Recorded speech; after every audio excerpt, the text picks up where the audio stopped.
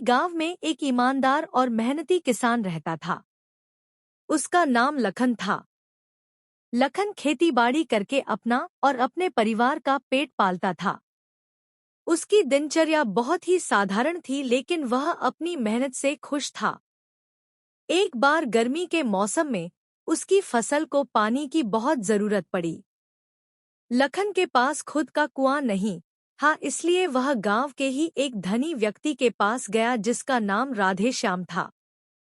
राधेश्याम गांव का सबसे अमीर व्यक्ति था। उसके पास कई खेत, बाग, बगीचे और कुएं थे। वह बहुत चालाक और लालची था। लखन ने राधेश्याम से कहा, राधेश्याम जी, मेरे खेतों को पानी की बहुत जरूरत है।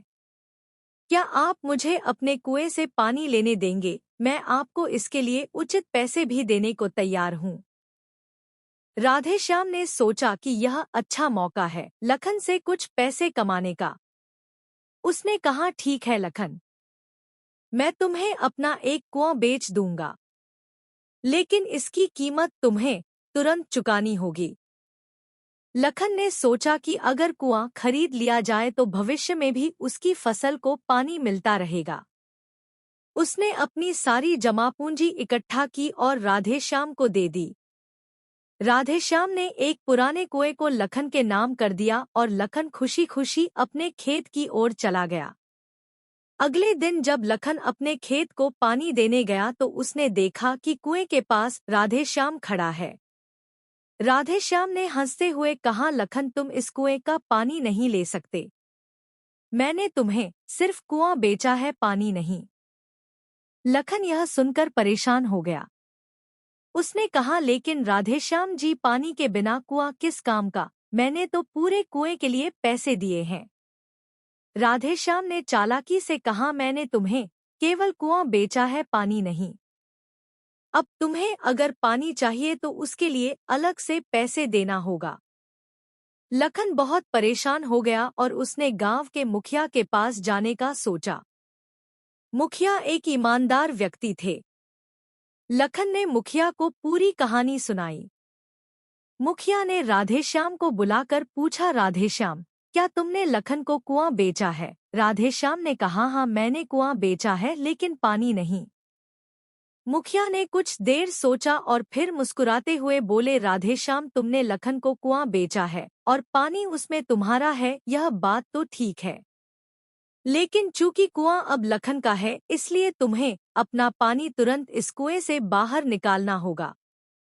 अगर तुमने ऐसा नहीं किया तो लखन को तुमसे किराया लेने का अधिकार है, क्योंकि तुमने उसके कुआं को अपने पानी से भर रखा है। राधेश्याम यह सुनकर हैरान हो गया।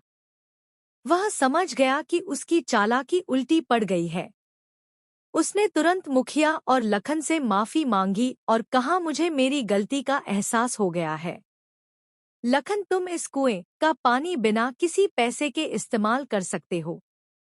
लखन ने मुखिया का धन्यवाद किया और अपने खेतों को पानी देने चला।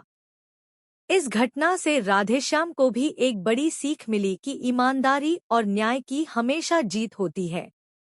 उसने अपनी गलतियों को सुधारा और गांव वालों के साथ अच्छे संबंध बनाए रखने की कोशिश की। गांव में अब सब मिलजुल कर रहते थे और एक दूसरे की मदद करते थे। लखन की फसलें भी अच्छी होने लगी और उसका परिवार सुखी और संपन्न हो गया। राधेश्याम भी अब अपने संसाधनों को गांव के विकास के लिए उपयोग करता था, जिससे गांव के अन्य किसान का भी फसल अच्छा हो। सभी ने यह जान लिया कि सच्चाई और ईमानदारी ही सबसे बड़ा धन है और चालाकी और धोखाधड़ी से कुछ हासिल नहीं होता। किसी भी प्रकार की चालाकी और धोखाधड़ी लंबे समय तक नहीं चल सकती।